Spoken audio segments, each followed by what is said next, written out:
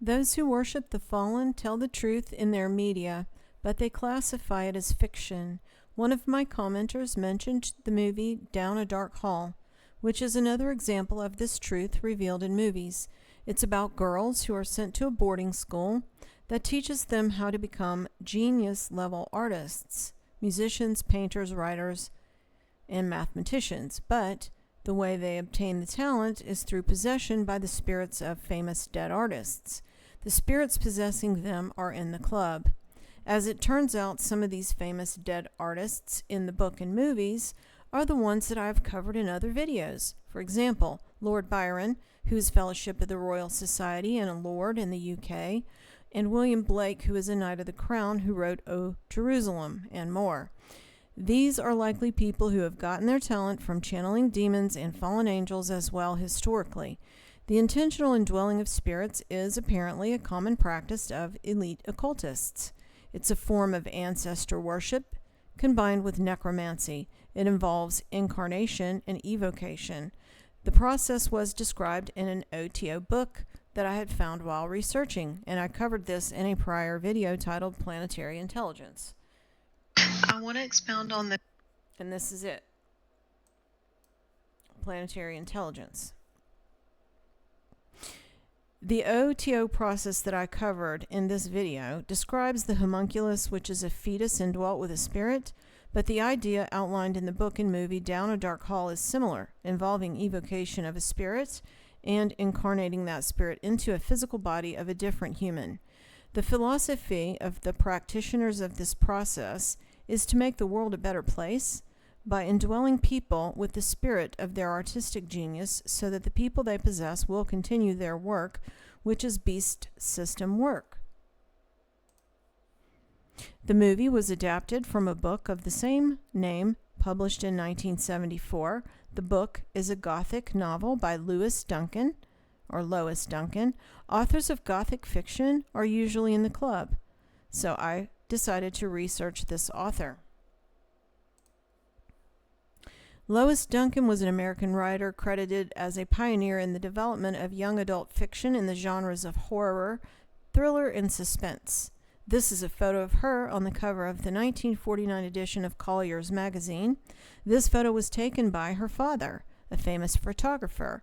Her father's name was Joseph Steinmetz, and he mostly photographed the Ringling Brothers Circus and published in the Saturday Evening Post, Life, Time, Collier's, and Town and Country.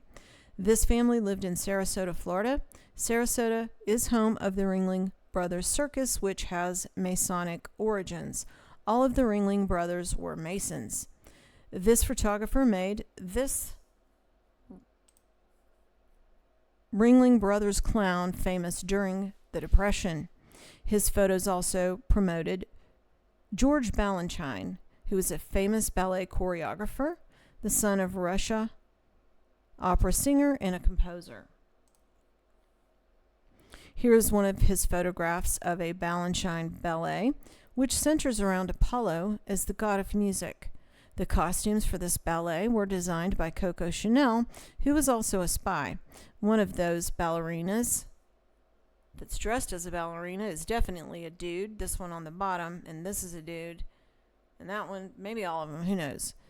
Lois Duncan's novels have been adapted into movies. I Know What You Did Last Summer, Summer of Fear, and Killing Mr. Griffin. In addition to her novels and children's books, Duncan published several collections of poetry and nonfiction.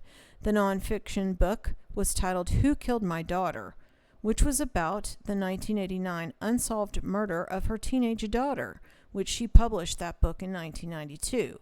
So just a few years after the murder. So that's a little suspicious that her teenage daughter was murdered, and who writes a book about a thing like that not long after? Duncan spent her youth among circus performers. Her favorite novels as a child were The Princess and the Goblin and The Wizard of Oz. Duncan published several other novels with supernatural themes, including Stranger with My Face, about a teenage girl's experience with astral projection. And she also wrote the book The Third Eye. I have some information here about what the third eye means. Hold on. third eye. In some spiritual traditions, the third eye is associated with intuition, psychic abilities, and spiritual perception. It represents the ability to see beyond the physical plane and into the realms of spirit and higher consciousness. So this author seems to follow a pattern of those raised in Masonic or some other type of secret society.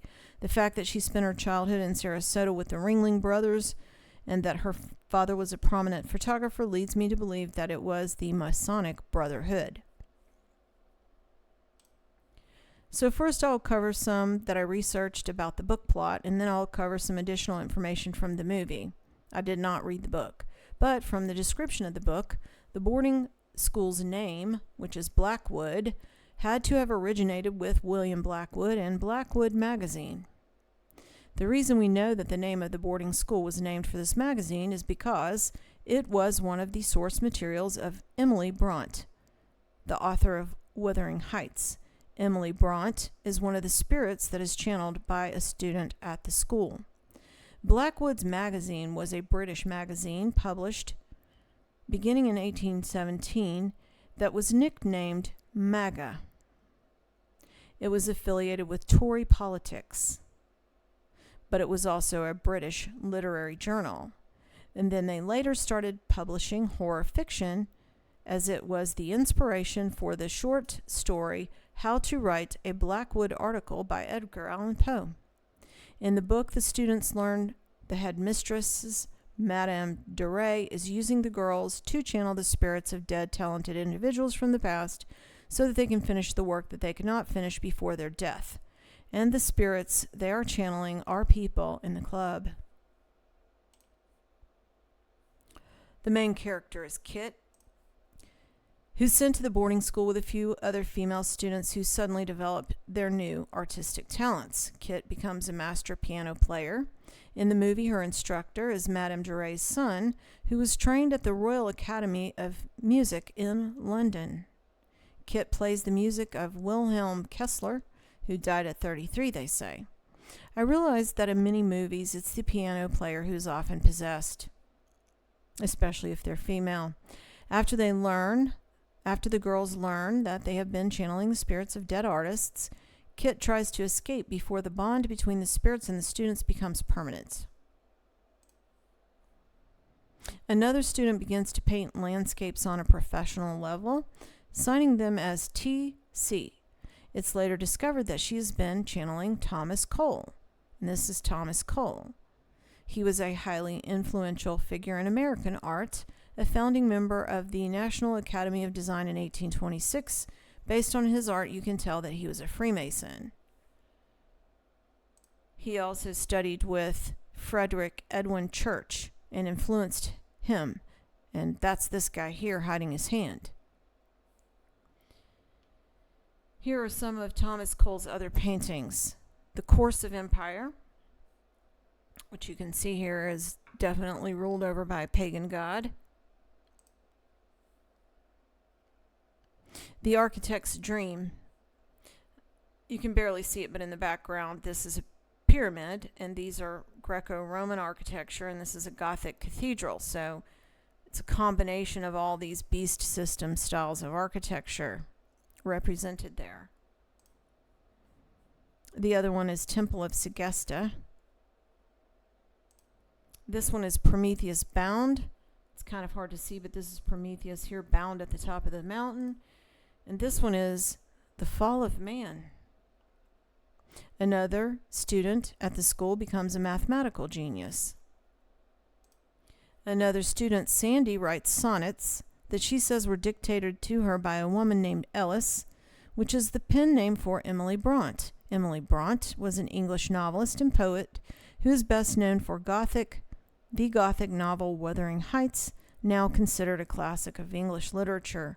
Emily Bront was the English-Irish daughter of an Anglican minister, Patrick Bront, who attended Cambridge University and was parson of the Church of England with his first post as St. Mary Magdalene Church.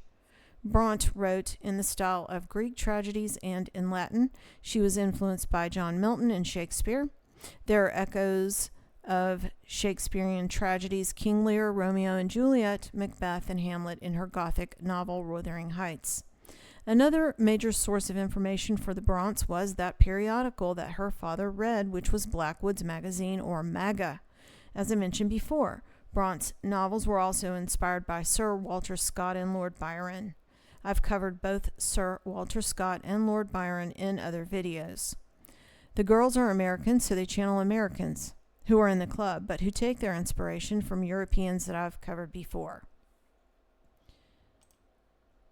So the students discover that if they don't escape before that spirit bond becomes permanent, then they're going to be haunted by the spirits of the dead that they have been channeling forever. They also discover that out of the 20 girls at Madame Duray's previous schools, 4 died and the rest were sent to mental institutions. Stephenie Meyer is the one who pinned down A Dark Hall for film in 2012. So Stephenie Meyer is the one who took the book and wrote the screen adaptation. And Stephenie Meyer is the author of Twilight series of novels about the vampires, which has sold over 100 million copies worldwide and is written in 37 different languages. She was also influenced by William Shakespeare, just like so many of the others I've covered on this channel. Stephenie Meyer is Mormon, and I've covered her and Twilight before in other videos. So I did watch the movie, so I will review some additional information from the movie now.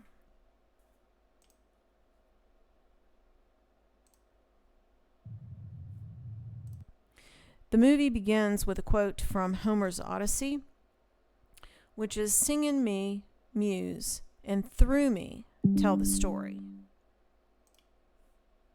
The Odyssey is ancient Greek literature following the Greek hero and king of Ithaca, Odysseus. A Greek hero refers to the mortal offspring of a human and a god. By the historical period, the word came to mean specifically a dead man, venerated at his tomb or shrine, giving him power to support and protect the living. So this isn't just some new idea in a Gothic teen book and movie. It's an ancient practice of those who worship the fallen and their spirits. In the movie, you find out that the girls were chosen because they had a gift of being able to see into the spirit world.